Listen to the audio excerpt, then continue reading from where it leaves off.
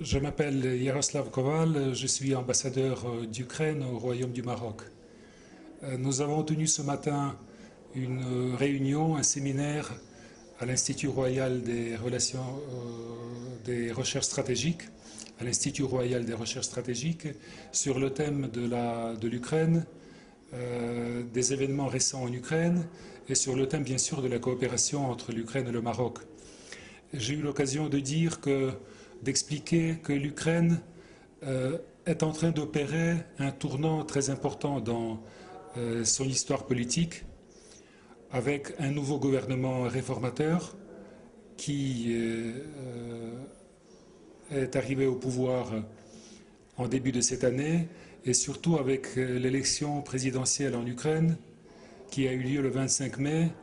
et à la suite de laquelle M. Petro Poroshenko a été élu président dès le premier tour avec presque 55% de suffrages.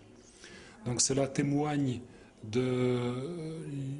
l'unité du pays, de la cohésion de l'Ukraine qui a pu se doter du nouveau chef d'État dans des conditions, dans les meilleures conditions possibles. Cette élection a été reconnue par nos partenaires internationaux principaux, par la communauté internationale. Donc l'Ukraine opère un tournant en se dotant d'un gouvernement réformateur, en élisant un président aussi réformateur. Maintenant, après la signature du volet politique de l'accord d'association avec l'Union européenne, qui a eu lieu le 21 mars dernier, nous allons procéder avant la fin de ce mois, si tout se passe bien, à la signature du volet économique de l'accord, c'est-à-dire l'accord sur l'établissement de la zone de libre-échange entre l'Ukraine et l'Union européenne. Donc pas très important dans le progrès de l'Ukraine et surtout dans le choix par l'Ukraine du modèle de société optimal, modèle de société qui nous permette de se développer dans les conditions de la démocratie, de la protection des droits de l'homme, des droits sociaux, en arrivant à la bonne gouvernance et en assurant une gestion efficiente du pays. Ce projet ukrainien de modernisation, ou si vous voulez, ce projet de modernité, est fortement contrecarré par la Russie qui, après l'annexion de la Crimée,